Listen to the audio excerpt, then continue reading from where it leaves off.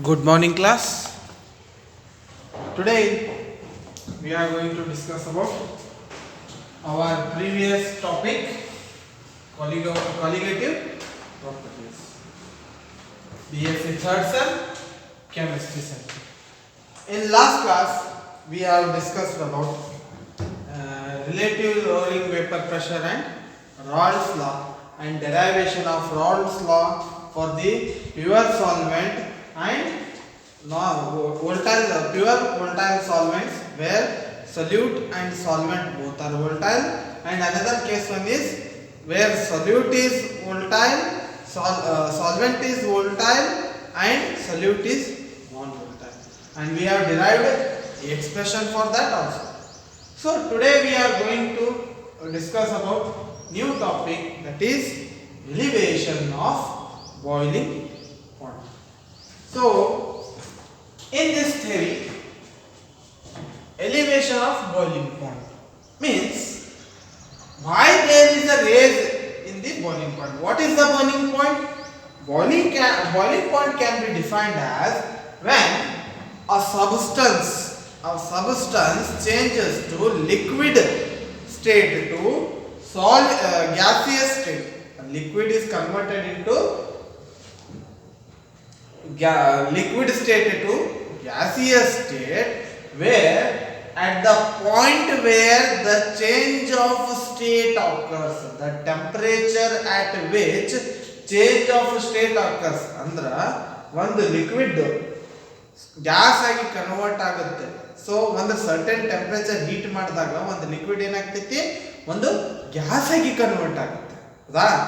ಆ ಗ್ಯಾಸ್ ಆಗಿ ಕನ್ವರ್ಟ್ ಆಗೋ ಟೈಮ್ನಲ್ಲಿ ಆ ಲಿಕ್ವಿಡ್ ಒಂದು ಸರ್ಟೇನ್ ಟೆಂಪರೇಚರ್ ಮೇಲೆ, ಒಂದು ಸರ್ಟೇನ್ ಟೆಂಪರೇಚರ್ ನಾಗ ಏನಾಗ್ತೈತಿ, ಲಿಕ್ವಿಡ್ ಇದ್ದಿದ್ದು ಏನಾಗ್ತೈತಿ, ಗ್ಯಾಸ್ ಆಗಿ ಕನ್ವರ್ಟ್ ಆಗ್ತೈತಿ. ಆ ಪಾಯಿಂಟಿಗೆ ಏನಂತ ಕರಿತೀವಿ ನಾವು? ಬಾಯ್ಲಿಂಗ್ ಪಾಯಿಂಟ್ ಅಂತ ಕರಿತೀವಿ. ಏನಂತ ಕರಿತೀವಿ? Boiling point. Boiling point can be defined as the point where a substance which changes its state, that is liquid to gaseous. I am not talking here about solid to liquid, only liquid to solid. At a certain temperature, at a accurate temperature, a liquid changes its state from liquid to gas. The temperature at which liquid changes its state is called as the boiling point. So here another one comes, the point is that is melting point, that we are going to discuss in next class. But you remember what is boiling point. A boiling point is a temperature at which a substance changes its form from liquid to gases is called as the boiling point. So boiling point of a liquid is defined as the temperature at which vapor pressure of the liquid is equal to the atmospheric pressure. There is another way or another term which we can say the boiling point. Boiling point na ಏನು ಹೇಳಿದೆ, temperature ಆಧಾರಿತವಾಗಿ na definition. So there is another way to tell a definition of a boiling point.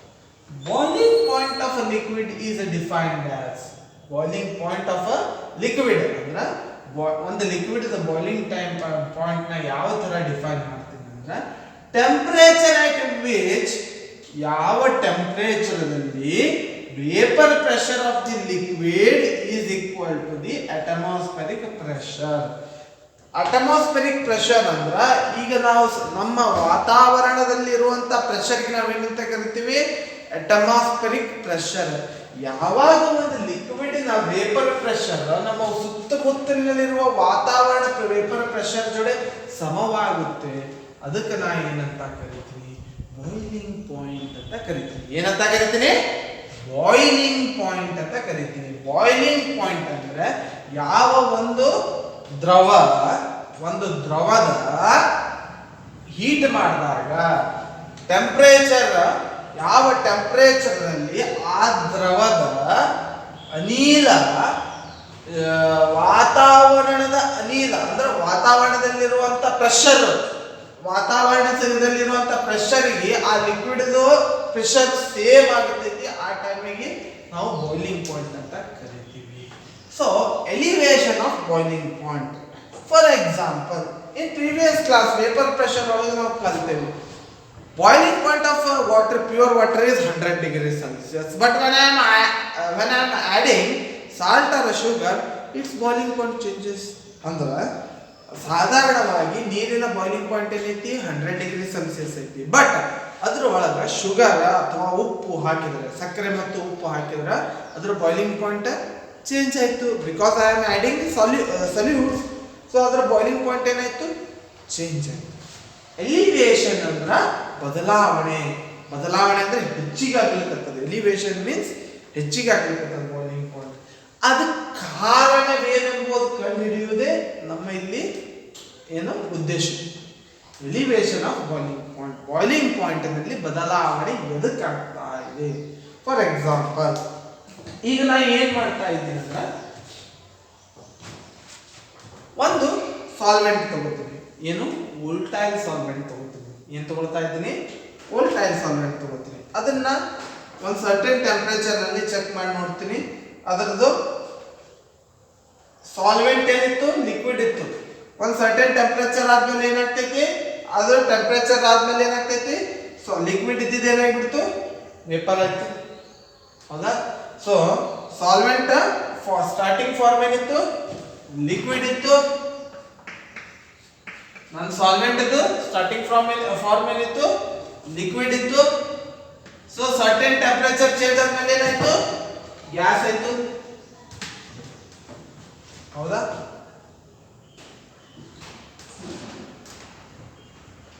ನಾನು starting ಏನಿತ್ತು, ಒಂದು solvent ತಗೊಂಡೆ. ಆ solvent ನ certain temperature increase ಮಾಡಿದಾಗ ಸಾಲ್ವೆಂಟ್ ಲಿಕ್ವಿಡ್ ಇದ್ದಿದ್ದು ಏನಾಯ್ತು, ಗ್ಯಾಸಸ್ ಆಯ್ತು. ಅಂದ್ರ ಅಟ್ಮಾಸ್ಫಿಯರಿಕ್ ಪ್ರೆಷರ್ ಪಿ ಅಂದ್ರೆ ಏನಿಲ್ಲಿ, ಅಟ್ಮಾಸ್ಫಿಯರಿಕ್ ಪ್ರೆಷರ್, ಟಿ ಅಂದ್ರೆ temperature.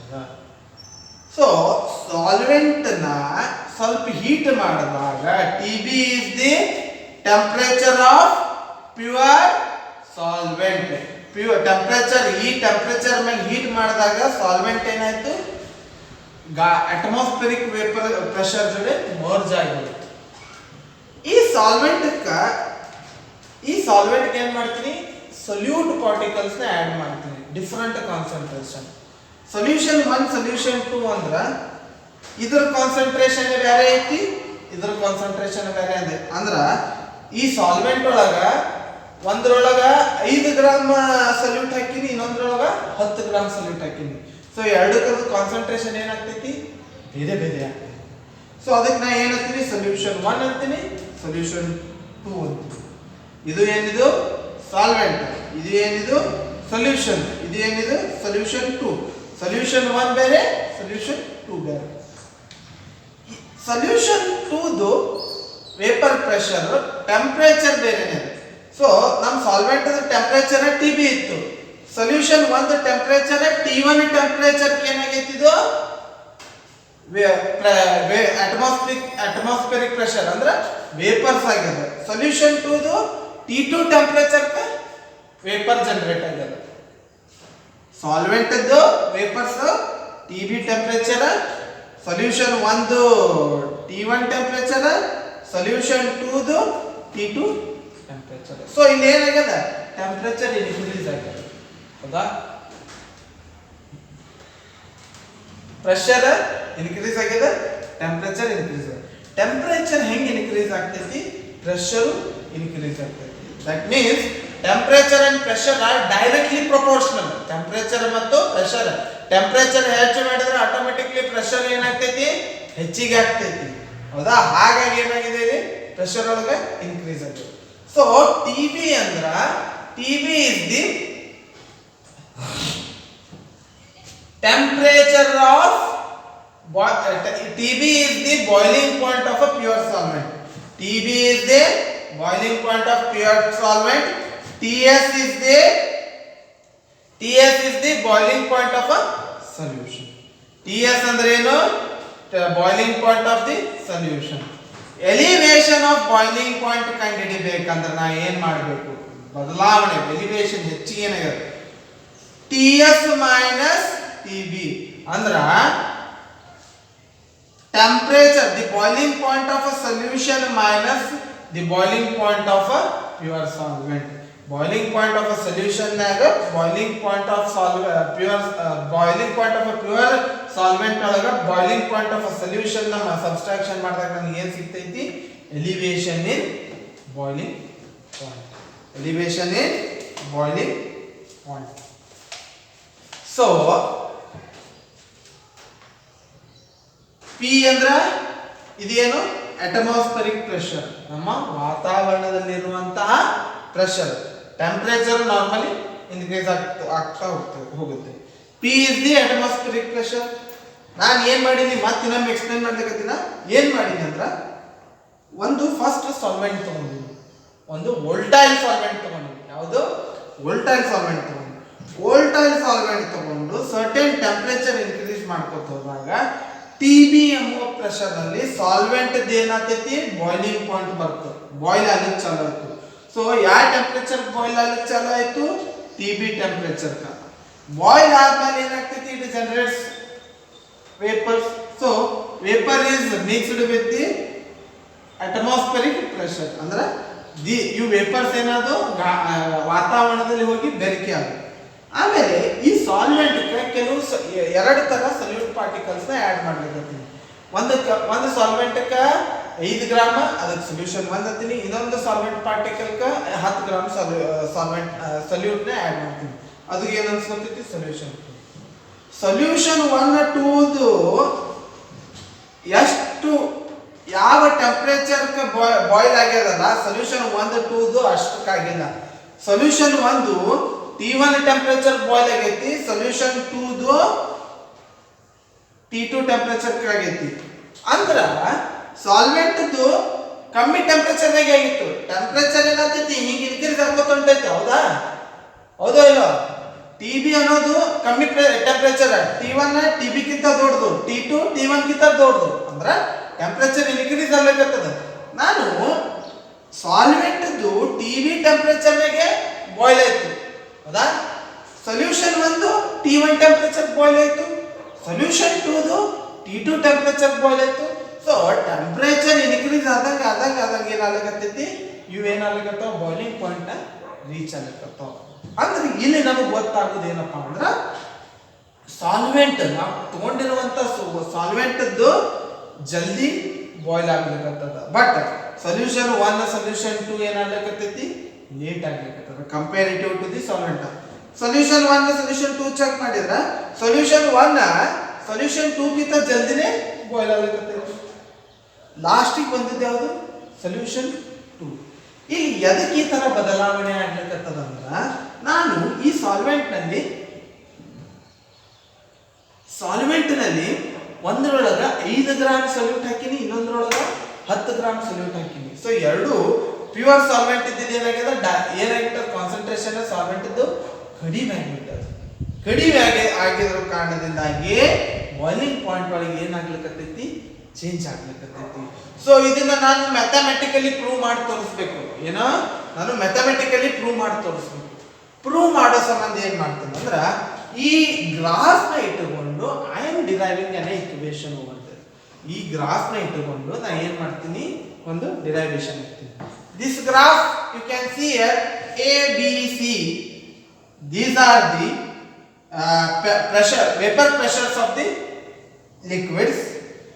TB T1 T2 are the temperatures, P1 P2 are the pressures, P is the atmospheric pressure. So for dilute solutions, solution 1 ಮತ್ತು solution ಏನದ pure ಇಲ್ಲ, dilute ಆಗ್ಯಾವ. So for dilute solutions ಇವು curve ಯಾವುವು ಅಂದ್ರೆ ಯಾವ ತರ ಅಂದ್ರೆ ಸ್ಟ್ರೇಟ್ ಲೈನ್ ಪ್ಯಾರಲಲ್ ಕರ್ವ್ಸ್ ಇದ್ದಂಗ ಅದಾವ.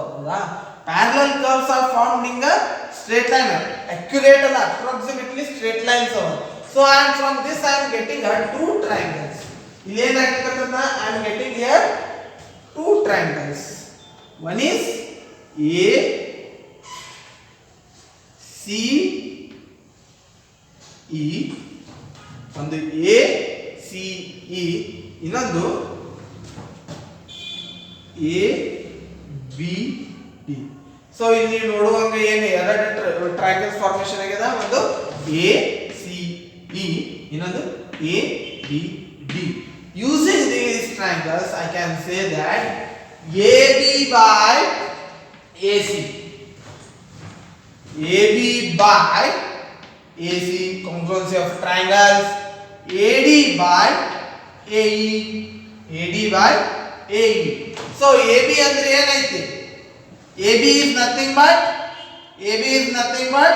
T1 minus TB. T1 ಒಳಗೆ TB ಕಳೆದ್ರೆ ನನಗೆ ಏನು ಸಿಗ್ತೈತಿ? AB ಸಿಗ್ತೈತಿ. AC ಅಂದ್ರೆ ಏನು? T2 minus TB. ಅದೇ ತರಹ AD is along the pressure. AD ಅಂದ್ರೆ ಏನು? P minus P1.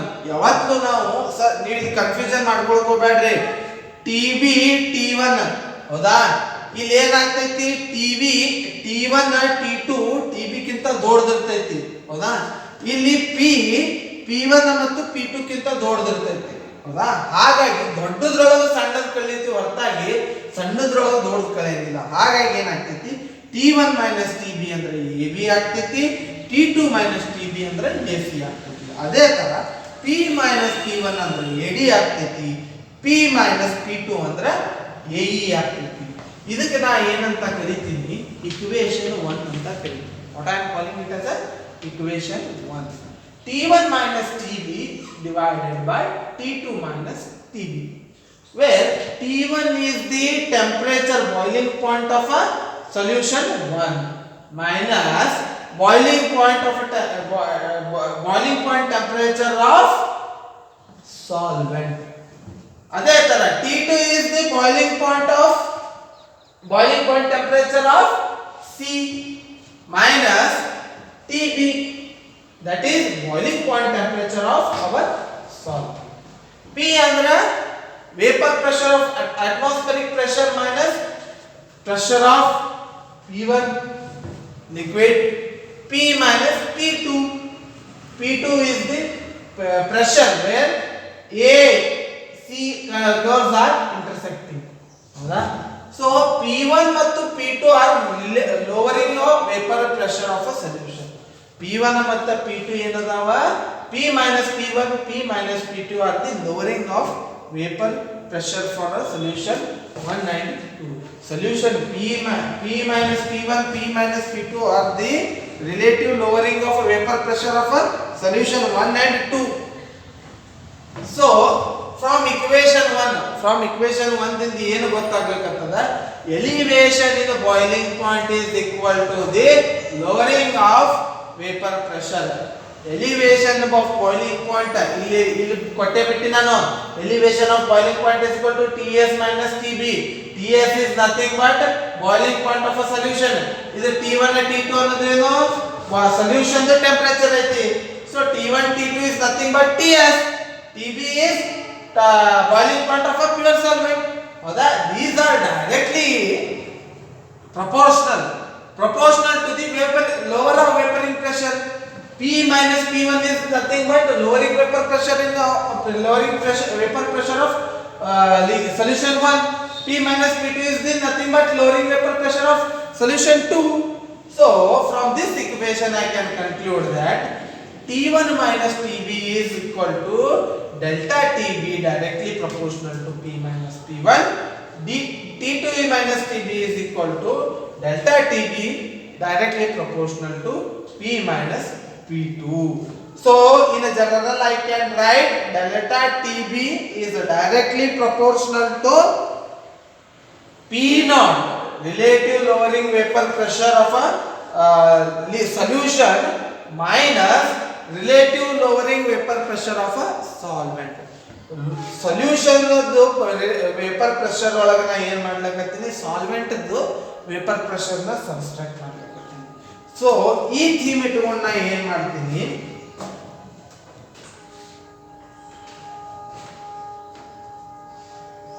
ಇದೇನಾಗ್ತೈತಿ? pressure is constant for solvent का प्रेशर चेंज ಆಗಂಗಿಲ್ಲ, ಸೇಮ್ ಉಳಿತೈತಿ. ಸೊಲ್ಯೂಷನ್ ಏನಾಗಬೇಕಂತದ? ಪ್ರೆಷರ್ ಚೇಂಜ್ ಆಗಿಲ್ಲ. ಸೊಲ್ಯೂಷನ್ 1 P ಬೇರೆನೇ ಐತಿ, ಸೊಲ್ಯೂಷನ್ 2 ಪ್ರೆಷರ್ ಬೇರೆನೇ ಐತಿ. ಸೊ ಹಾಗಾಗಿ ಏನಂತೀನಿ, since P is a constant for the same solvent at fixed temperature, equation 2, P is a constant for a solvent for temperature, certain temperature P ಅನ್ನೋದು solvent pressure ಏನೈತಿ constant ಐತಿ. So ಹಾಗಾಗಿ ಏನು ಮಾಡ್ತೀನಪ್ಪ ಅಂದ್ರೆ ಇದು equation delta TB P0 minus PS divided by P0. ಈಗ ಇದನ್ನ ನೆನಪು ಮಾಡ್ಕೋರಿ, ನಾವು ಎಲ್ಲಿ ಕಲ್ತೀವಿ, ರಾಲ್ಡ್ಸ್ ಲಾ ಇದೇ ತರ ಡಿರೈವ್ ಮಾಡ್ಕೊತ ಬಂದೇವಲ್ಲ. Mole fraction is equal to ಅಂತಂದ್ರೆ ತಗೊಂಡ್ ಬಂದೇವಲ್ಲ, P0 minus PS vapour pressure. ಅದೇ ಒಳ್ಳಿನ ಜನರೇಷನ್ ಆಗ್ಯದ. ಸೊ ಇದನ್ನ ಸೇಮ್ ನನ್ನ ಪ್ರೊಸೆಸ್ ನ ಏನ್ ಮಾಡ್ತೀನಿ, ಈಗ ಕಂಟಿನ್ಯೂಷನ್ ಮಾಡ್ಕೋತೀನಿ. So from Raoult's law what I am going to derive is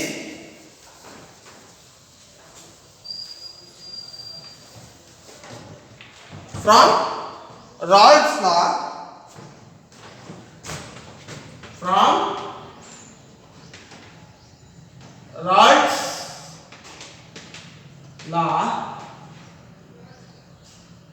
P0 A minus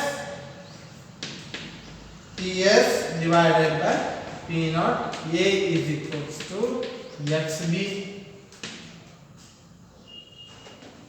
So ಇದಕ್ಕೆ ಏನಂತೀನಿ, 4 ಅಂತೀನಿ. From equation 3 and 4 I can write delta TB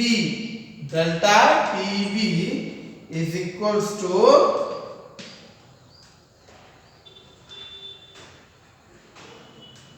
is inversely proportional to mole fraction. XB ಅಂದ್ರೆ ಏನು, mole fraction.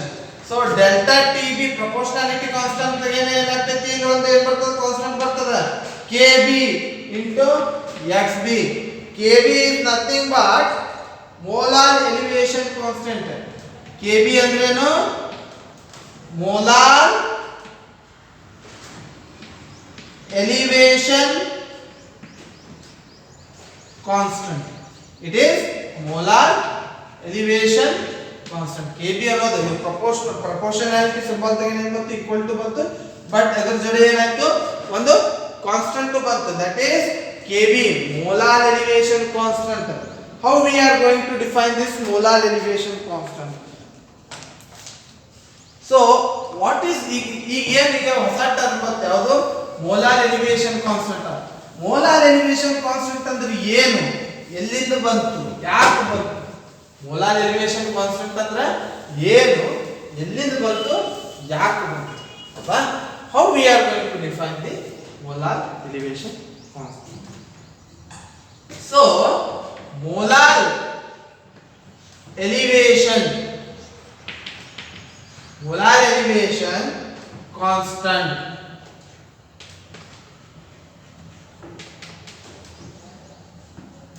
the boiling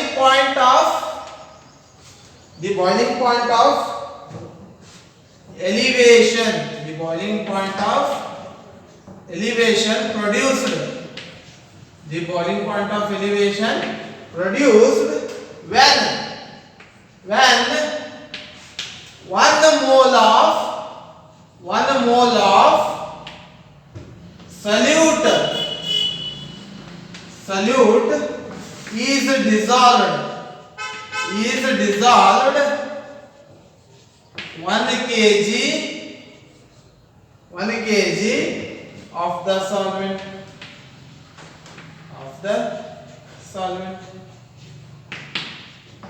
ಅಂದ್ರ 1 kg solvent ನಾಗ ನಾನು 1 mole of the salute ನ mix ಮಾಡಿದಾಗ ಬರುವಂತ ಏನು elevation in the boiling point. For example ಒಂದು kg ಸಾಲ್ವೆಂಟ್ ತಗೊಂಡೆ, 1 kg ಒಳಗ ಸಾಲ್ವೆಂಟ್ ತಗೊಂಡೆ, ಹೌದಾ. ಸಾಲ್ವೆಂಟ್ ಬಾಯ್ಲಿಂಗ್ ಪಾಯಿಂಟ್ ಏನಿತ್ತು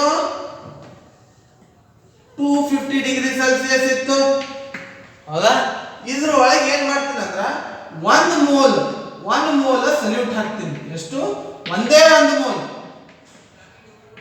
1 kg ಸಲ್ಯೂಟ್ ಒಳಗ 1 kg ಸಲ್ಯೂಟ್ ಒಳಗ 1 ಮೋಲ್ ಸಲ್ಯೂಟ್ 1 kg ಸಾಲ್ವೆಂಟ್ ಒಳಗ 1 ಮೋಲ್ ಸಲ್ಯೂಟ್ ಹಾಕಿದಾಗ ಟೆಂಪರೇಚರ್ ನೊಳಗೆ ಏನಾಗ್ತೈತಿ? ಎಲಿವೇಶನ್ ಆಗ್ತೈತಿ. ಅಂದ್ರೆ 250 ಡಿಗ್ರಿ ಸೆಲ್ಸಿಯಸ್ ಇದ್ದಿದ್ದು ಏನಾಗ್ತೈತಿ? 251 degree Celsius. There is a elevation in boiling point produced. Solvent ಅದು ಏನಿತ್ತು? ಬರೇ ಪ್ಯೂರ್ ಸಾಲ್ವೆಂಟ್ ಇದ್ದಾಗ ಬಾಯ್ಲಿಂಗ್ ಪಾಯಿಂಟ್ ಏನಿತ್ತು? 250 ಇತ್ತು. 1 ಮೋಲ್ ಸಲ್ಯೂಟ್ ಹಾಕಿದಾಗ ಏನಾಯ್ತು? 251 ಆಯ್ತು. There is an elevation of 1 degree. There is an elevation of 1 degree. So hence what happens? This is called as the molar elevation constant. The boiling point of elevation produced when a mole of one solute is dissolved in 1 kg of solvent. 1 kg pure solvent ಒಂದೇ 1 mole solute ಹಾಕಿದಾಗ there is a increase in the temperature. This temperature is called nothing but a molar elevation constant. It is called as a molar elevation constant. Keeping this thing in your mind, we are going to next step. That is, so ಈ ನಮ್ಮ molar elevation constant ಅಂದ್ರೆ ಏನು ಅನ್ನೋದು ಗೊತ್ತಾಯ್ತಾ? ಹೌದು, molar elevation ಅಂದ್ರೆ ಏನು ಅನ್ನೋದು ಗೊತ್ತಾದ್ಮೇಲ so we are heading to the next step. That is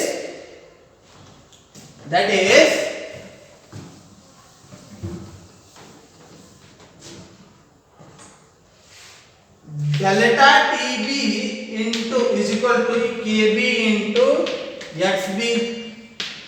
ಹೌದಾ. ಇದು ಏನು ರಾಲ್ಡ್ಸ್ ಲಾ ದಿಂದ ಬಂದಿರುವಂತದ್ದು is equal to KB ಅಂದ್ರೆ XB ಅಂದ್ರೆ ಏನು ಬರೀಬಹುದು? NEB divided by NA plus NB divided by NA plus NB. ಹೌದಾ. This also can be written as KB into weight of B compound divided by molecular weight of B. Weight of compound A divided by molecular weight of A plus weight of compound B divided by molecular weight of compound B. N can be written as weight of B divided by molecular weight of B, weight of A divided by molecular weight of A. ಕೊಟ್ಟಿರುವಂತ compound weight ಮತ್ತು ಅದರ molecular wait divide ಮಾಡಬೇಕು. ಎರಡು compound ಬರ್ತಾವ A ಮತ್ತು B, solvent solute ಅಂತ ಬರ್ತೈತಿ. So we are going to write like this.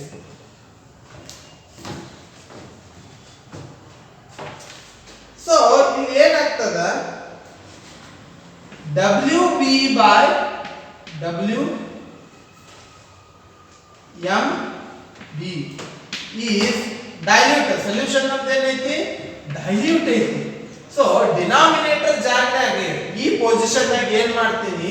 ನಾನು 0 ಅಂತ ತಗೋತೀನಿ. ಏನಂತ ತಗೋತೀನಿ? 0 ಅಂತ ತಗೋತೀನಿ. Why? WMB ಇಲ್ಲಿ ನಾವು ಏನು ಹೇಳಿದೆ? I am taking solution 1 and 2. These are dilute solution. Dilute solution ಇದ್ದಾಗ ಇದು ಏನಾಗ್ತೈತಿ? ವ್ಯಾಲ್ಯೂ ಕ್ಯಾನ್ ಬಿ 0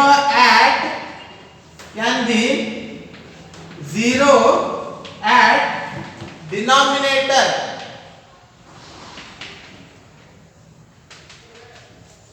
ಈ ಪೊಸಿಷನ್ ಏನ್ ಮಾಡ್ತೀನಿ? 0 ಅಂತ ತಗೋತೀನಿ. ಹೌದಾ. So this equation can be written as KB into WB by MB into WA by MA. Once again it can be written as KB is equal to WB into MA divided by WA into MB. So weight of compound B into molecular weight of compound A. Weight of compound A is into molecular weight of B. So So this is called as, this we call as equation 5. This is equation 6.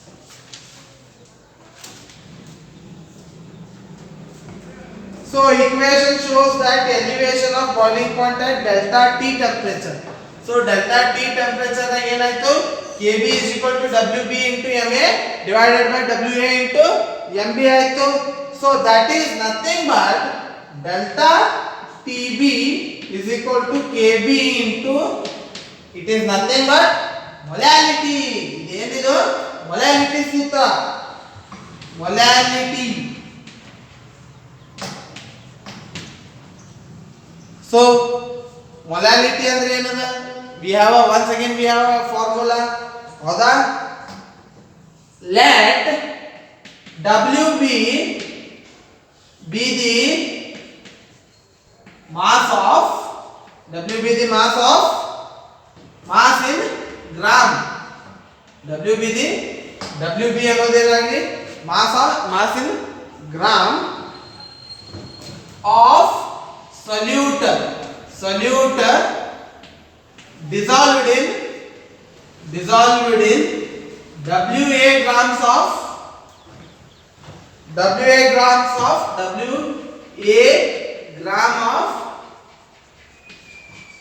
solvent.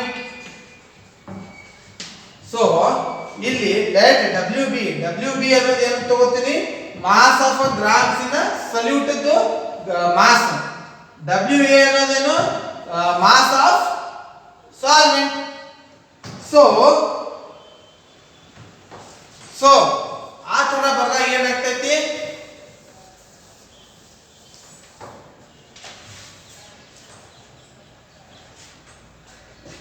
Wa gram of solvent is equal to ಏನು ಕಂಡುಹಿಡಿತೀವಿ, Wb gram of solute is equals to Wb by Mb.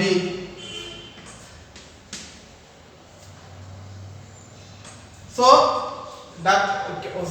certain solvent the weight Wa gram of solvent is equal to W gram of solute ಅಂತ ಅಂದಾಗ Wb by W molecular weight of, molecular mass of solute is equal to molecular mass of solute is equal to molecular weight of solute. So this can be written as, if I am taking 100 gram or 1000 gram of solvent is equal to 1000 into Wb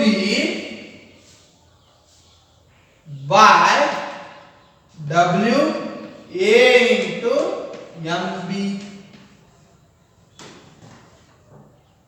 So equation 7 becomes delta Tb is equal to Kb into molality ಅಂದ್ರೆ ಏನು 1000 into Wb divided by Wa into Mb. So this is the elevation, this is the formula to find the elevation in the boiling point. Boiling point ನಲ್ಲಿ elevation ಎಷ್ಟಾಗಿದೆ ಅಂತ ಕಂಡುಹಿಡಿಯೋ ಸಂಬಂಧ ಏನು ಮಾಡಲಿಕ್ಕೆ, this formula we are going to use. So now we will discuss terms. This is equation 8. TB ಅಂದ್ರೆ elevation in boiling point. Kb ಅಂದ್ರೆ molar boiling point constant. Kb ಅಂದ್ರೆ molar boiling point constant. WB ಅಂದ್ರೆ mass of solute, mass of solute. MB ಅಂದ್ರೆ molecular weight of solute, molecular weight of solute. WA ಅಂದ್ರೆ mass of solute. ಈಗ ನನಗ ಒಂದು liquid ಇದ್ದು elevation in boiling point ಎಷ್ಟಾಗಿದೆ ಅಂತ ಕಂಡು ಹಿಡಿಬೇಕಂದ್ರೆ ಒಂದು ಮೋಲಾರ್ ಬಾಯ್ಲಿಂಗ್ ಪಾಯಿಂಟ್ ಕಾನ್ಸ್ಟೆಂಟ್ ಗೊತ್ತಿರಬೇಕು, ಮಾಸ್ ಆಫ್ ಸಲ್ಯೂಟ್ ಗೊತ್ತಿರಬೇಕು, ಮಾಲಿಕ್ಯುಲರ್ ವೇಟ್ ಆಫ್ ಸಲ್ಯೂಟ್ ಗೊತ್ತಿರಬೇಕು ಮತ್ತು ಮಾಸ್ ಆಫ್ ಸಾಲ್ವೆಂಟ್ ಗೊತ್ತಿರಬೇಕು. ಇದು ಗೊತ್ತಿದ್ರೆ ನಾ ಏನು ಕಂಡು ಹಿಡಿಬಲ್ಲೆ? Molar elevation boiling point. This is all about your derivation. ಇದು ಏನು 5 ಮಾರ್ಕ್ಸಿಗೆ ಕೇಳ್ತಾನ. ಮ್ಯಾಕ್ಸಿಮಮ್ ನಂಬರ್ ಆಫ್ ಇಲ್ಲಿವರೆಗೂ 2 ಸಾರ್ತಿ ಮಾತ್ರ ಕ್ವಶನ್ ಕೇಳಂಗಿದೆ. ಈ ಸಾರ್ತಿ ನೀವು ಬರ್ಬೋದು, ಬರದೇ ಇರಬಹುದು. So better to be in the perfection. ಇದು ಕೇಳುವಂತ ಸಂಭಾವ್ಯತೆ ಈ ಸಾರ್ತಿ ಏನದ ಜಾಸ್ತಿ ಅದ. ಆಗ ಹೇಳಕತ್ತೀನಿ ಇದನ್ನ ಜಾಸ್ತಿ ಸ್ಟ್ರೆಸ್ ಕೊಟ್ಟು ಹೇಳಕತ್ತೀನಿ. ಹೌದಾ? 5 ಮಾರ್ಕ್ಸಿಗೆ ಆರಾಮ್ಸೆ ಕೇಳ್ತಾನೆ ಇದನ್ನ. ವಿತ್ ಡಯಾಗ್ರಾಮ್ ಡೆರಿವೇಶನ್ ಎಕ್ಸ್ಪ್ಲೇನ್ ಮಾಡಿದ್ರೆ ಮುಗಿದು. This is all about your elevation in boiling point. In the next class we are going to discuss experimental determination of molecular weight by Landberg's method. Landberg method ಮುಖಾಂತರ ನಾವು molecular wait ನ ಯಾವ ತರ ಕಂಡು ಹಿಡಿಬಹುದು experiment ದಿಂದ ಅನ್ನೋದನ್ನ ಕಲಿಯೋಣ. Thank you.